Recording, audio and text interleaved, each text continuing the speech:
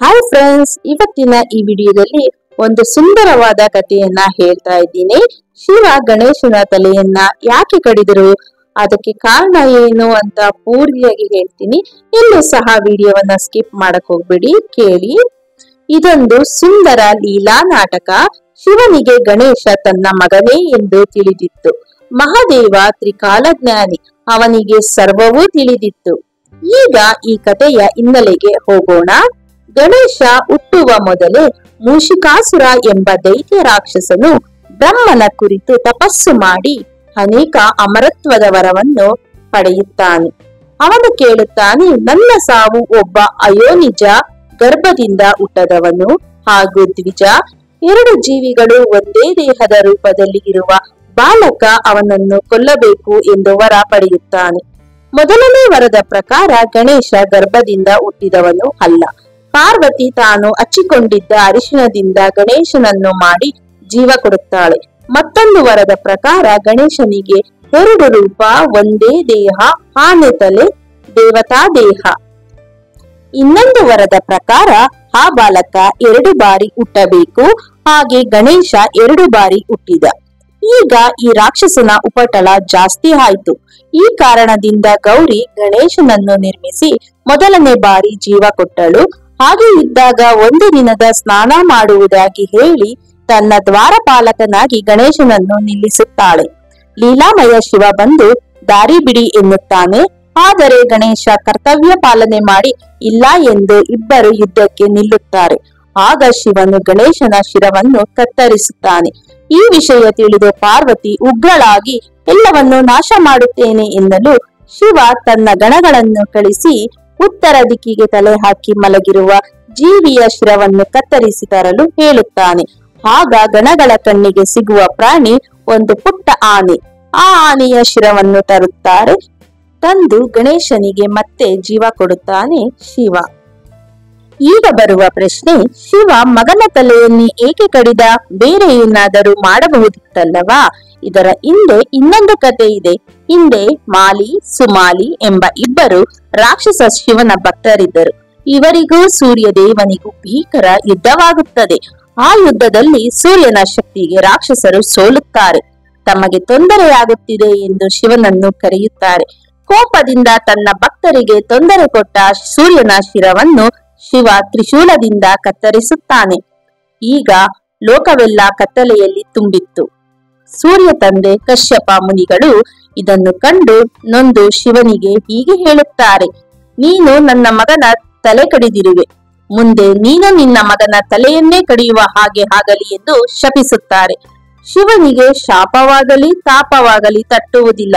ಆದರೆ ಮೂಷಿಕಾಸುರನ ಉಪಟಳವನ್ನು ನಿಲ್ಲಿಸಲು ಇದು ಅವಶ್ಯಕತೆ. ಹಾಗಾಗಿ ಕಶ್ಯಪರ ಶಾಪದಂತೆ ಮುಂದೆ ಶಿವ ತನ್ನ ಮಗನ ತಲೆಯನ್ನೇ ಕಡಿದನು. ಇನ್ನೊಂದು ಪ್ರಶ್ನೆ, ಕಡಿದ ತಲೆಯನ್ನೇ ಏಕೆ ಜೋಡಿಸಲಿಲ್ಲ? ಆನೆ ತಲೆ ಏಕೆ? ಕಡಿದ ತಲೆಯನ್ನು ಜೋಡಿಸದಿರಲು ಹಿಂದೆ ಹೇಳಿದ ಹಾಗೆ ಆ ಮೂಷಿಕಾಸುರನನ್ನು ಕೊಲ್ಲುವ ಬಾಲಕ 2 ಜೀವಿ ಒಂದೇ ಆಗಿರಬೇಕು. ಗಣೇಶನ ದೇಹ ದೇವತಾ ದೇಹ, ತಲೆ ಮಾತ್ರ ಆನೆ. ಹಾಗೆ ಹಿಂದೆ ಇದ್ದ ಗಣೇಶನ ಶಿರದ ತುಂಬಾ ಅಹಂಕಾರವೇ ಇತ್ತು.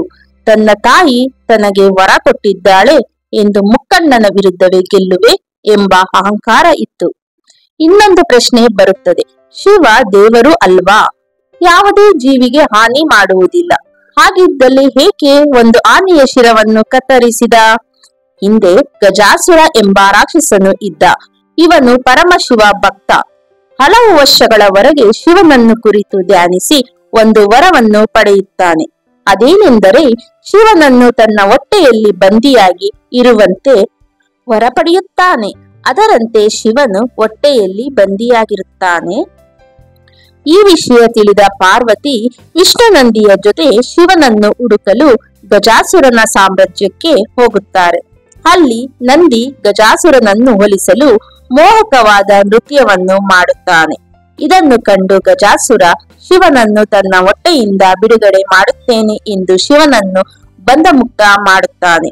ಆದರೆ ಗಜಾಸುರನು ತನ್ನ ವರದಂತೆ ತಾನು ಜನರ ಮನಸ್ಸಿನಲ್ಲಿ ಅಮರನಾಗಲು ಜ್ಞಾನಿಯಾಗಲು ಇಚ್ಛಿಸುತ್ತಾನೆ. ಈ ಇಚ್ಛೆಗೆ ತಕ್ಕಂತೆ ಶಿವನು, ನೀನು ಮುಂದಿನ ಜನ್ಮದಲ್ಲಿ ಆನೆಯಾಗಿರು, ನಿನ್ನನ್ನು ಸಮಯ ಬಂದಾಗ ನನ್ನ ಗಣಗಳು ಮುಟ್ಟುತ್ತಾರೆ, ಆಗ ನಿನ್ನ ಆಸೆ ಪೂರೈಕೆ ಆಗುತ್ತದೆ, ನೀನು ಜ್ಞಾನಿಯಾಗಿ ಸದಾ ನನ್ನ ಜೊತೆ ಇರುತ್ತೀಯ ಎಂದು ಹೇಳುತ್ತಾನೆ. ಇದರಂತೆ ಹಾಗೂ ಮೂಷಿಕಾಸುರನ ಸಂಹಾರಕ್ಕಾಗಿ ಆನೆಯ ತಲೆ, ಮನುಷ್ಯನ ದೇಹದ ಬಾಲಕನನ್ನು ಈ ಲೀಲೆಗಳ ಮುಖಾಂತರ ಶಿವ ಸೃಷ್ಟಿಸುತ್ತಾನೆ. ಕಶ್ಯಪ ಮುನಿಗಳು ಶಾಪ ಕೊಟ್ಟಿದ್ದು ಶಿವನ ಇಚ್ಛೆಯಿಂದಲೇ, ಪಾರ್ವತಿ ಮಗುವನ್ನು ತಯಾರಿಸಿದ್ದು ಶಿವನ ಇಚ್ಛೆಯಿಂದಲೇ, ಗಜಾಸುರ ವರ ಬೇಡಿದ್ದು ಶಿವನ ಇಚ್ಛೆಯಿಂದಲೇ. ಈಗ ಮೂಷಿಕಾಸುರನ ಸಂಹಾರಕ್ಕೆ ಬಾಲಕ ಶಿವನ ಮಗನಾಗಿ ತಯಾರಾದ. ಶಿವ ಪಾರ್ವತಿಯ ಅನಂತವಾದ ಲೀಲೆ, ಗಣಪನ ಜನ್ಮ, ಪ್ರತಿಯೊಂದು ಕಥೆಯು ಅಗಾಧವಾದ ಅರ್ಥವನ್ನು ಒಂದಕ್ಕೊಂದು ಕೊಂಡಿಯ ರೀತಿ ಬೆಸೆದುಕೊಂಡಿರುತ್ತದೆ. ನಾವು ಅರ್ಥ ಮಾಡಿಕೊಳ್ಳಬೇಕು. ಒಂದು ವೇಳೆ ಸೂರ್ಯನ ಶಿವ ಕಡಿಯದೇ ಹೋಗಿದ್ದರೆ ಕಶ್ಯಪರು ಶಾಪ ಕೊಡುತ್ತಿರಲಿಲ್ಲ. ಕಶ್ಯಪರು ಶಾಪ ಕೊಡದಿದ್ದರೆ ಶಿವ ಗಣೇಶನ ತಲೆಯನ್ನು ಕತ್ತರಿಸುತ್ತಿರಲಿಲ್ಲ. ಗಣೇಶನ ತಲೆ ಕತ್ತರಿಸದಿದ್ದರೆ ಮೂಷಿಕಾಸುರನ ವರದಂತೆ ಗಣೇಶ 2 ಬಾರಿ ಹುಟ್ಟುತ್ತಿರಲಿಲ್ಲ. ಆನೆಯ ತಲೆ ಕಡಿಯದಿದ್ದರೆ ಶಿವಭಕ್ತನಾದ ಗಜಾಸುರನಿಗೆ ಮೋಕ್ಷ ಸಿಗುತ್ತಿರಲಿಲ್ಲ. ಮೂಷಿಕಾಸುರನ ಸಂಹಾರವಾಯಿತು, ಕಶ್ಯಪರ ಶಾಪ ಫಲಿಸಿತು, ಗಜಾಸುರನ ವರ ಈಡೇರಿತು. ಇದೆಲ್ಲ ಶಿವಲೀಲೆ. ಓಂ ನಮಃ ಶಿವಾಯ. ಈ ಕತೆ ತುಂಬಾ ಚೆನ್ನಾಗಿತ್ತು. ನಿಮ್ಗೂ ಸಹ ಈ ಕತೆ ಇಡ್ಸಿದೆ ಅಂತ ಅನ್ಕೊಂತೀನಿ. ಇಷ್ಟ ಆದ್ರೆ ದಯವಿಟ್ಟು ಲೈಕ್ ಮಾಡಿ, ಶೇರ್ ಮಾಡಿ, ಹಾಗೆ ಕಮೆಂಟ್ ಮಾಡಿ. ಎಲ್ಲರಿಗೂ ತುಂಬು ಹೃದಯದ ಧನ್ಯವಾದಗಳು.